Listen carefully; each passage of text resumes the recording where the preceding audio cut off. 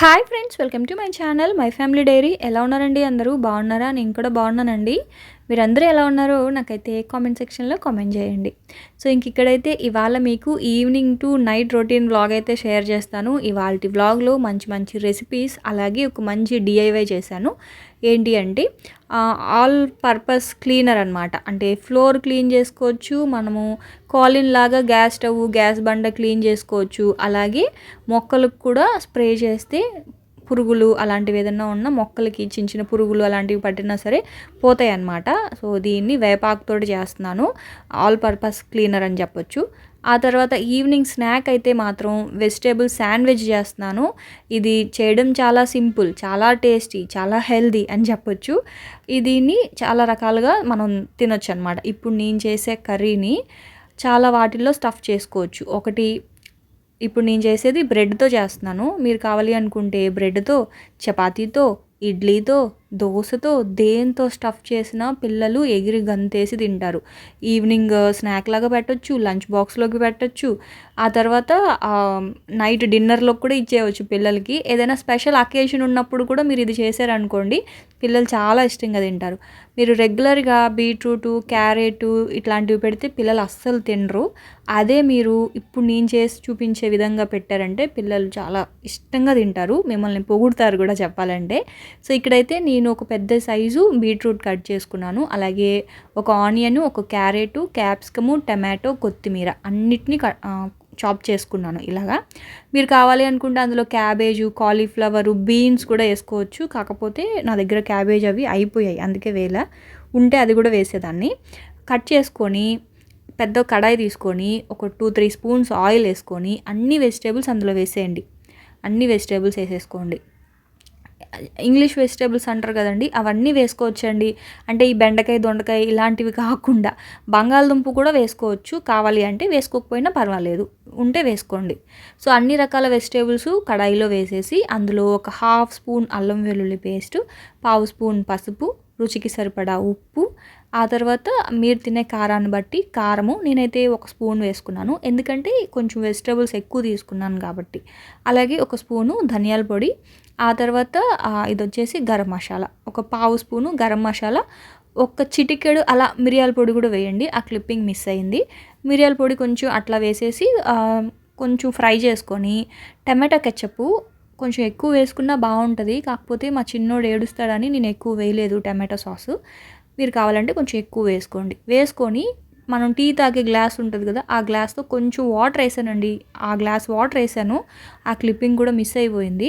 కొంచెం వాటర్ వేసి ఇలా హై ఫ్లేమ్లో ఫ్రై చేసుకుంటే చాలు. ఇదేం మరీ మెత్తగా మగ్గిపోవాల్సిన అవసరం లేదు. హై ఫ్లేమ్లో ఫ్రై చేసుకున్నా సరే ఆ మాత్రం అవుతుంది అనమాట. ఎందుకంటే మనం బ్రెడ్ మీద స్టఫ్ చేసేటప్పుడు కొంచెం స్ప్రెడ్ అవ్వాలి కదా, అందుకని కొంచెం వాటర్ వేసాను. అది బాగా చాప్ చేసుకున్నాం కాబట్టి బాగా ఉడికిపోద్ది ఫాస్ట్గానే. సో దీన్ని మీరు కావాలి అనుకుంటే ఫ్రిడ్జ్లో స్టోర్ చేసుకొని ఈవినింగ్ టైంలో చేసి ఉదయం పూట లంచ్ బాక్స్లో కూడా పెట్టచ్చు. సో ఇది బ్రెడ్తో చెప్పాను కదా, బ్రెడ్లో అయితే ఇలాగా కొంచెం ఎక్కువ కర్రీ పెట్టేసి ఇలా శాండ్విచ్ లాగా ఇలా ఫోల్డ్ చేయండి. దీన్ని బటర్తో కానీ ఆయిల్తో కానీ పెనం మీద ఫ్రై చేసుకొని పిల్లలకి ఇచ్చేస్తే నిజం చెప్తున్నానండి, మా పిల్లలు చాలా ఇష్టంగా తిన్నారు. ఒకవేళ మీ దగ్గర ఉంటే చీజ్ కూడా వేసుకోవచ్చు, పన్నీర్ కూడా వేసుకోవచ్చు. అవన్నీ లేకపోయినా కూడా పర్వాలేదు. యాక్చువల్గా నా దగ్గర చీజ్ ఉంది, కాకపోతే అందరి దగ్గర చీజ్ ఉండదు కదా. అంటే కొంతమంది అక్క మీరు చీజ్ లేకుండా చూపించండి అని అడుగుతున్నారు. సో చీజ్ లేకుండా కూడా చాలా బాగుంది. చపాతీతో కూడా చాలా బాగుంటుంది. చపాతీ పాముకుంటాం కదా, మధ్యలో ఇది స్టఫ్ చేసేసి అటు ఇటు 4 మడతలు వేసేసి ఆ చపాతీని పెనం మీద కనుక సిమ్లో, ఇప్పుడు బ్రెడ్ ఎలా అయితే కాల్చుకుంటామో అలాగా కాల్చేసుకోవచ్చు. చపాతీ చాలా బాగుంటుంది. అలాగే ఇడ్లీ పెట్టుకుంటాం కదా, ఇడ్లీ పాత్రలో ఫస్ట్ కొంచెం ఇడ్లీ పిండేసి ఆ మధ్యలో ఈ కర్రీ స్టఫ్ చేసి ఆ పైన ఇంకొంచెం పిండి పెట్టేసి అప్పుడు ఇడ్లీ అయిపోద్ది కదా. సో లోపల శాండ్విచ్ ఇడ్లీ అనమాట, అది కూడా చాలా బాగుంటుంది. అలాగే దోశ వేసేసి ఈ స్టఫింగ్ పైన కొంచెం అలా స్ప్రెడ్ చేసేసి 4 మడతలలాగా ఫోల్డ్ చేసేసి మీరు అది కూడా లంచ్ బాక్స్లోకి పెట్టొచ్చు. పిల్లలకి అంటే ఎక్కువగా లంచ్ బాక్స్కి మదర్స్ ఎక్కువ కష్టపడుతూ ఉంటాం కదా. సో ఇలాగా ఈ మిక్స్డ్ వెజిటేబుల్ కర్రీని కనుక చేసి పెట్టుకుంటే దేంట్లోకైనా స్టఫింగ్ అనేది చాలా బాగుంటుంది. నేనైతే ప్రస్తుతానికి బ్రెడ్‌తో చేశాను. కొంచెం ఆయిల్ వేసుకొని ఇలా సిమ్‌లో పెట్టేసి 2 వైపులా ఇలా టోస్ట్ చేసుకున్నానండి బ్రెడ్‌ని. చూసారా? మీరు కావాలి అనుకుంటే బ్రౌన్ బ్రెడ్‌తో కూడా చేయొచ్చు. నేను ఎక్కువ చపాతీతోనే చేస్తానండి. కాకపోతే బ్రెడ్ ఉందని ఇవాళ శాండ్విచ్ లాగా చేశాననమాట. ఇదిగోండి. అస్సలు వెజిటబుల్స్ తినని పిల్లలు కూడా చాలా ఇష్టంగా యమ్మీగా తింటారు. టేస్ట్ కూడా చాలా బాగుంటుంది. బీట్రూట్ వేసాము, బీట్రూట్ స్మెల్ వస్తుందేమో అన్న టెన్షనే వద్దు. ఎందుకంటే అందులో మనం క్యాప్సికమ్, కొత్తిమీర అన్నీ వేసాం కాబట్టి బీట్రూట్ స్మెల్ని బ్యాలెన్స్ చేసేస్తుంది. క్యాప్సికమ్ వేస్తే మంచి స్మెల్ వస్తుంది. క్యాప్సికమ్ స్మెల్ చాలా బాగుంటుంది. అదనమాట. సో ఈ లోపల టీ కూడా పెట్టేసానులేండి. పిల్లలకైతే ఎక్కువ బ్రెడ్స్ లేవు, కర్రీ ఎక్కువ చేశాను. కొంచెం అయితే స్టోర్ చేశాను. ఎందుకంటే మళ్ళీ పక్క రోజు చపాతీ లేకపోతే ఇడ్లీ, దోస ఏదో ఒకటి చేసినప్పుడు ఇవ్వచ్చులే అని ఒక్కొక్క శాండ్విచ్ అయితే ఇచ్చేసాను. ఇచ్చేసి ఇంకా నాకు మా వారికి అయితే టీ పెట్టేసుకున్నాను. ఇంకా పిల్లలకైతే పాలు ఇచ్చేస్తూ ఉన్నానన్నమాట. అదొక్కటి తింటే సరిపోదు కదా, కడుపు నిండదు. అందుకని చెప్పి ఒక చిన్న గ్లాసుడు పాలు. Night time తాగట్లేదు.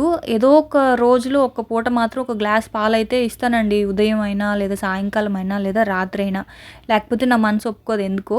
కానీ కొంతమంది అన్నారు కామెంట్స్‌లో, ఈ మధ్య పాలేం అంత హెల్తీ కాదక్కా అని. యాక్చువల్‌గా నిజమే, ఆ మాట నిజమే. పాలేం అంత హెల్తీ కాదు. ఎందుకంటే వాళ్ళు ఏం పాలు ఇస్తున్నారో ఏమో మనకే తెలీదు. కాకపోతే ఏదో పాలు తాగితే కొంచెం ఎనర్జీ వస్తుంది కదా, కొంచెం బలంగా ఉంటారు కదా పిల్లలు అని చెప్పి అదొక చిన్న అలవాటైపోయింది. నాకు చిన్నప్పుడు నేను అస్సలు పాలు తాగేదాన్నే కాదు. పిల్లలకి చాలా కష్టపడి అలవాటు చేశానండి పాలు తాగిచ్చడం. అందుకే నేను పాలల్లో బూస్ట్, హార్లిక్స్ కూడా పెద్దగా వెయ్యను. ఉన్నా సరే వేయను. ఇప్పుడు ఉంది అయినా సరే నేను వేయను, లేదని చెప్పేస్తాను. ఎందుకంటే ప్లెయిన్ పాలు తాగాలి. ఇంకా ఏ ఫ్లేవర్స్ అయినా అలవాటు చేసుకుంటే ఇంకా వాళ్ళు మళ్ళీ పాలు తాగరేమో అని అంత కష్టపడి అలవాటు చేశాను కాబట్టి కనీసం రోజుకి ఒకసారైనా పాలు ఇవ్వాలి అనేది అది నా మూఢనమ్మకం అనుకోవచ్చు. కానీ ఈ మధ్యకాలంలో పాలు అవన్నీ అంత హెల్తీగా అయితే ఏం లేవండి. నిజమే, నా కామెంట్స్లో చెప్పిన మాట అయితే మాత్రం నిజమేలేండి. సో ఇంక వాళ్ళందరూ కూడా మేడ మీదకి వెళ్ళారు. నేనైతే ఇంక పూజ చేసుకుందాం అని చెప్పేసి ఇళ్ళు అవన్నీ కూడా మాప్ పెట్టుకుంటా ఉన్నానండి. ఇదిగోండి, ఇదే అనమాట నేను తయారు చేసిన floor cleaner, all purpose cleaner అని చెప్పొచ్చు. చూసారా ఎంత ట్రాన్స్పరెంట్గా ఉందో. వేపాకుతో చేశానండి. దీంతో మనం ఇల్లు క్లీన్ చేసుకోవచ్చు, గ్యాస్ క్లీన్ చేసుకోవచ్చు కాలిన్ లాగాన. ఆ తర్వాత మొక్కలకు కూడా ఇది కనుక ఎక్కువ వాటర్లో అంటే 1 లీటర్కి 10 లీటర్స్ వాటర్కి 1 లీటర్ ఇది కనుక మిక్స్ చేసి మొక్కలకు కనుక వేస్తే మొక్కలు అనేవి పురుగు పట్టిన ఏదైనా మట్టిలో కొంచెం పురుగులు అలాంటివి ఉంటాయి కదా, అవన్నీ కూడా చచ్చిపోయి మంచి హెల్తీగా పెరుగుతాయి మొక్కలు కూడా. అందుకే చేసుకుంటున్నాను.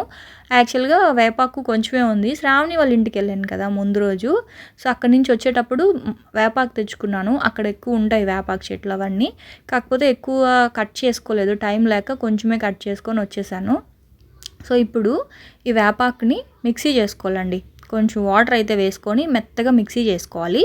ఒకవేళ మీకు మిక్సీ చేయాల్సిన అవసరం అంటే మాకు మిక్సీ చెయ్యము అనుకుంటే డైరెక్ట్గా వేపాకును కూడా ఉడకబెట్టచ్చు. కాకపోతే నేను మిక్సీ ఎందుకు చేస్తున్నానంటే ఎక్కువ ఆ వేస్ట్ ఉంటుంది కదా, ఆ వేస్ట్లో ఇంకొంచెం వాటర్ యాడ్ చేసి నేను మొక్కలకి వాడుకుందామని చెప్పి వేపాకునైతే నేను మిక్సీ చేసుకున్నాను. ఒకవేళ మీరు మిక్సీ చేయడానికి మీకు చేదైపోద్దేమో మిక్సీ జారు అట్లాంటి డౌట్ ఉంటుంది. కానీ మిక్సీ జార్ అయితే ఏం చేదు అంటే పాడవ్వదండి, బాగానే ఉంటుంది కడిగేసుకుంటే. కొంతమంది అలా అనుకుంటారులేండి. సో నేనైతే మాత్రం ఇలా మెత్తని పేస్ట్ లాగా చేసుకున్నానండి. చేసుకొని 3 లీటర్స్ వాటర్ తీసుకున్నాను. 3 లీటర్స్ వాటర్లో మొత్తం ఇది ఒక 1/2 kg ఉంటుంది అనుకోండి. ఈ ఆకంతా మొత్తం అంతా పేస్ట్ చేసేసి ఇలా వేసేసి ఒక కప్పుడు సాల్ట్ కల్లుప్పు వేసాను. ఆ తర్వాత ఈ మాత్రం గరిటెడు పసుపు వేసాను. పసుపు, ఉప్పు, తర్వాత వేపాకు. దీనంతా కూడా బాగా మరిగించాలి. ఇది మరుగుతూ ఉన్నప్పుడే ఇందులో ఇదిగోండి ఇలా సిమ్లో పెట్టేసేయండి. మొత్తం ఆ వేపాకులో ఉన్న జ్యూసెస్ ఏదైతే ఆ సారం ఉంటుందో అంత వాటర్లోకి వచ్చేయాలన్నమాట. ఇదిగోండి ఇలా అయిపోయింది కదా. ఇప్పుడు ఇందులో వంట సోడా, మనం దోశల్లో ఇడ్లీల్లో వేసుకుంటాం కదా, వంట సోడా 1 స్పూన్ అయితే వేసుకున్నాను. అలాగే వెనిగర్ అనమాట. ఉప్పు ఏ కప్పుతో తీసుకున్నానో ఆ కప్పుతోటి వెనిగర్ కూడా వేసుకుంటున్నాను. మీరు కావాలి అనుకుంటే నిమ్మకాయలు కూడా అందులో వేసేసి మరిగించుకోవచ్చు ఒకవేళ వెనిగర్ లేకపోతే. సో నా దగ్గర వెనిగర్ ఉంది, అందుకని చెప్పి వెనిగర్ 1 కప్ వేసుకున్నాను. అంతేనండి. ఇది మొక్కలకి చాలా బాగా పనిచేస్తుంది. అయితే ఇప్పుడు మనము ఫ్లోర్ క్లీనర్ కావాలి కదా. సో దీంతో డైరెక్ట్గా మనం ఫ్లోర్ అలా క్లీన్ చేసుకోవచ్చు. కాకపోతే మనకి ఆ సోప్ లాగా కొంచెం కావాలి, ప్లస్ ఇది ప్రిజర్వ్ అవ్వాలి. ఇప్పుడు ఈ వేపాకులో మనం ఆ లిక్విడ్ వేసాం కదా, రిన్ లిక్విడ్ వేసాను నేను.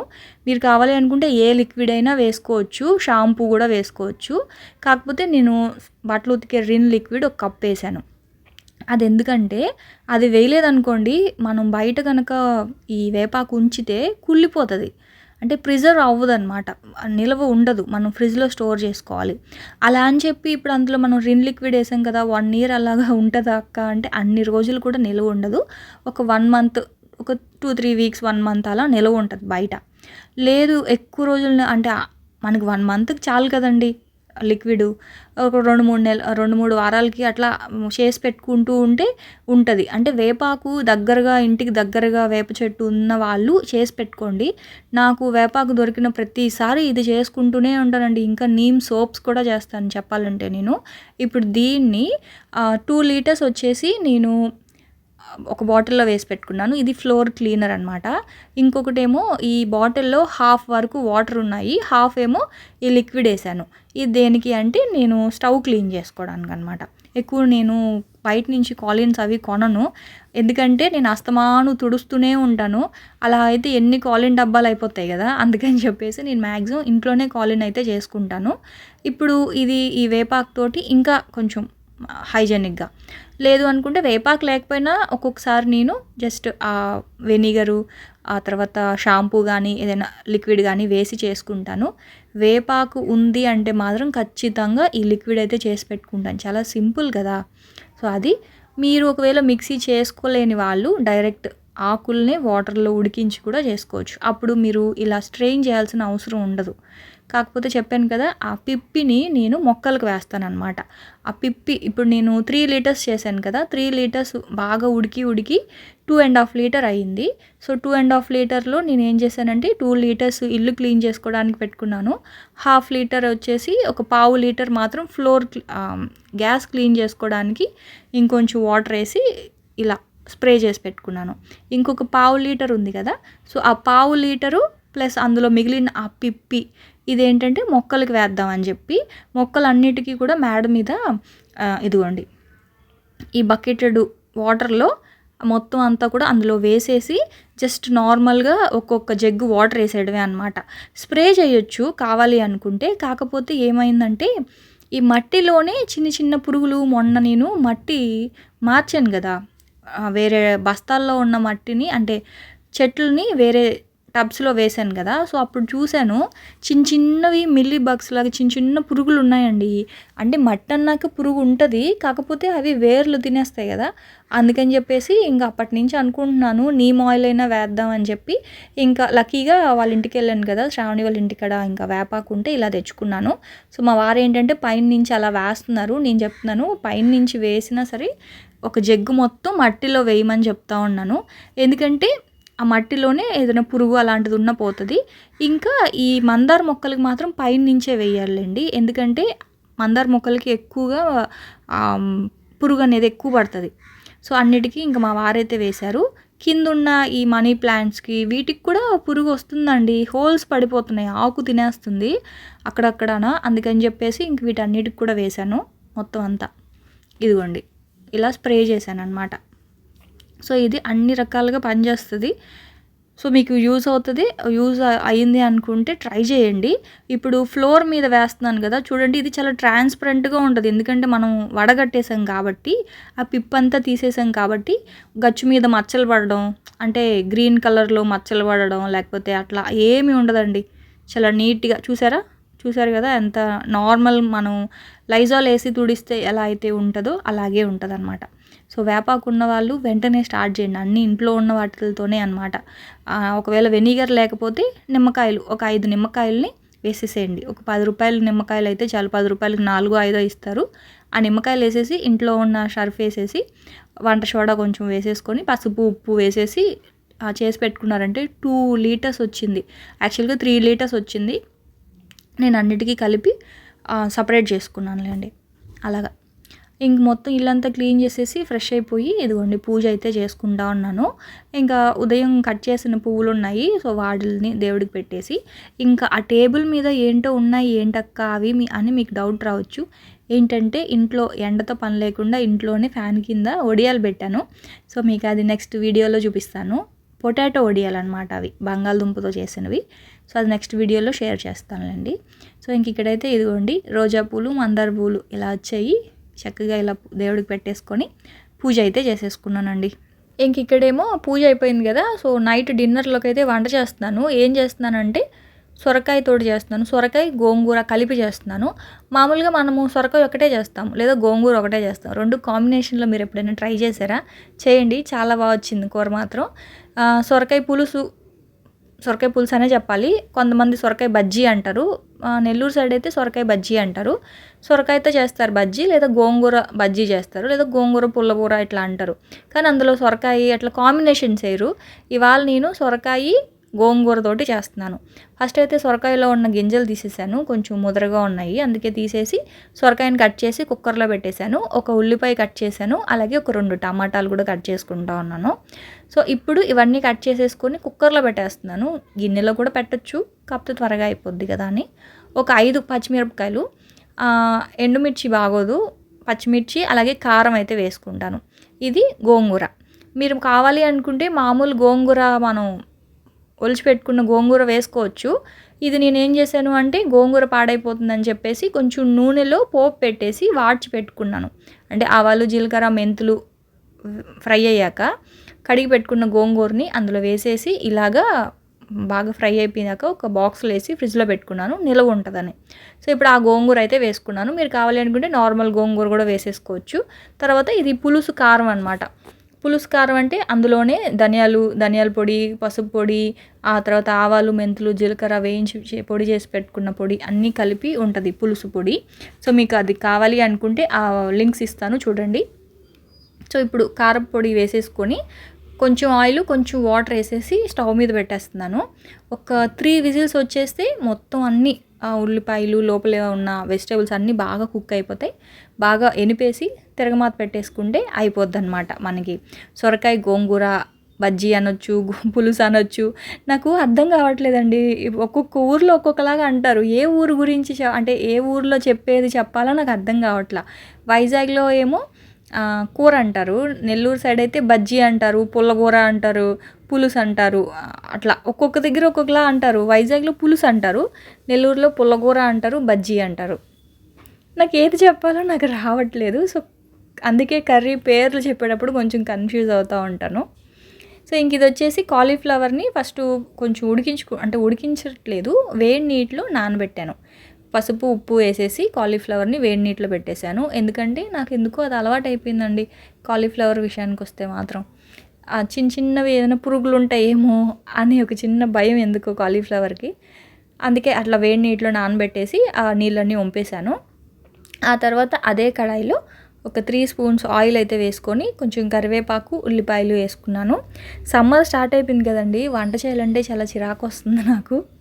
కానీ తప్పదు, చేయాలి కదా. ఇప్పుడు చేసేస్తే మార్నింగ్కి కూడా ఉంటుంది అనమాట. అందుకే ఇప్పుడే కొంచెం ఎక్కువ చేసేస్తున్నాను. సో ఉల్లిపాయలు అయితే వేగిపోయాయి కదా, ఉల్లిపాయలు వేగాక అల్లం వెల్లుల్లి పేస్ట్ వేసుకున్నాను. అల్లం వెల్లుల్లి పేస్ట్ కొంచెం ఫ్రై చేసుకొని ఇందాక మనం ఉప్పు నీటిలో నానబెట్టుకున్న ఈ కాలీఫ్లవర్ ముక్కలు ఉన్నాయి కదా, అవి వేసేసాను.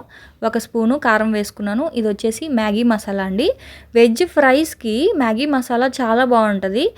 పొటాటో ఫ్రైకి కానీ, పొటాటో గ్రీన్ పీస్ ఫ్రైకి కానీ, కాలీఫ్లవర్ ఫ్రైకి కానీ, క్యాబేజీ ఫ్రైకి కానీ, మిక్స్డ్ వెజిటేబుల్ ఫ్రైకి కానీ, ఇట్లా ఏదైనా ఫ్రైస్కి మ్యాగీ మసాలా చాలా బాగుంటుంది, ట్రై చేయండి. సో నేను 5 రూపీస్ ప్యాకెట్ ఒకటి వేసుకున్నాను. ఆ తర్వాత కొంచెం సాల్ట్, ఒక 1/2 స్పూన్ సాల్ట్ కూడా వేసుకున్నాను. కొంచెం ధనియాల పొడి వేసుకున్నాను. గరం మసాలా వేయట్లేదు, ఎందుకంటే మ్యాగీ మసాలా వేసుకున్నాం కాబట్టి. వేసేసుకొని ఇదిగోండి ఇలా ఒకసారి మొత్తం అంతా ఫ్రై చేసేసుకొని కొంచెం వాటర్ వేసుకుంటున్నాను, అది కొంచెం మగ్గడానికి. మ్యాగీ మసాలా వల్ల మంచి స్మెల్ వస్తుందండి, నిజంగా ట్రై చేయండి. సో వాటర్ వేసేసి ఒకసారి ఇలా మొత్తం అంతా మిక్స్ చేసేసి మూత పెట్టేస్తే మనకి కాలీఫ్లవర్ ఫ్రై అయితే రెడీ అయిపోద్ది అనమాట. బంగాళదుంప కూడా వేసుంటే బాగుండేమో అని నాకు తర్వాత అనిపించింది. బంగాళదుంప కాలీఫ్లవర్ కాంబినేషన్ బాగుంటుంది. ఆ తర్వాత ఇదిగోండి ఇదైతే 3 విజిల్స్ వచ్చాయి. ఉడికిపోయింది. ఇలా ఉడికింది. అందులో ఉన్న వాటర్ అంతా కొంచెం సెపరేట్ చేసేసి మొత్తం అంతా ఇలా మ్యాష్ చేసేసానండి. మొత్తం అంతా ఇలాగ బజ్జీలాగా అయిపోవాలి.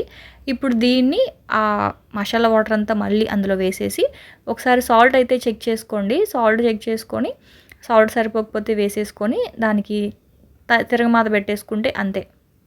కొంతమంది తిరగమాత అంటే అడుగుతున్నారు, తిరగమాత అంటే ఏంటక్క అని. తిరగమాత అంటే ఏం లేదండి, పోపు అండి. పోపు పెట్టేసుకుంటే సరిపోద్ది. అంటే ఆవాలు, మెంతులు, జీలకర్ర, వెల్లుల్లిపాయ, ఎండుమిర్చి, కరివేపాకు పోపు పెట్టేసుకొని ఇదిగోండి ఇట్లా అయిపోయిందనమాట. ఇదేంటి కూర మర్చిపోయానండి, మళ్ళీ పేరు మర్చిపోయాను నేను. సొరకాయ గోంగూర బజ్జీ, అంతే అదనమాట కూర. అన్నంతో కలుపుకొని తినడానికి చాలా కమ్మగా ఉంటుంది. ఎక్కువ మసాలాలు లేకుండా మంచి కూర అని చెప్పొచ్చు. ఈ సమ్మర్స్లో సొరకాయతోటి మంచి కాంబినేషన్. అలాగే ఇది కాలీఫ్లవర్ ఫ్రై. ఇదేనండి మా నైట్ డిన్నర్లోకి కర్రీస్ అనేవి. సో చూసారు కదా, ఇక్కడి నుంచి వ్లాగ్ అయితే ఆపేసాను. ఎందుకంటే సమ్మర్ కదా, అసలు ఇంకా కంటిన్యూ చేయలేకపోయాను. అందుకే ఇక్కడితో ఆపేసాను అనమాట వ్లాగ్ అయితే. సో చూసారు కదా, రెసిపీస్ అయితే మీకు నచ్చాయి అనుకుంటున్నాను. అలాగే డిఐవై లిక్విడ్ ఎలా అనిపించిందో కూడా నా కామెంట్ సెక్షన్లో కామెంట్ చేయండి. నేనైతే రేపటి వ్లాగ్లో మళ్ళీ వచ్చేస్తాను. అప్పటి వరకు ఉంటాను ఫ్రెండ్స్. మరి బాయ్ అండి, బాయ్.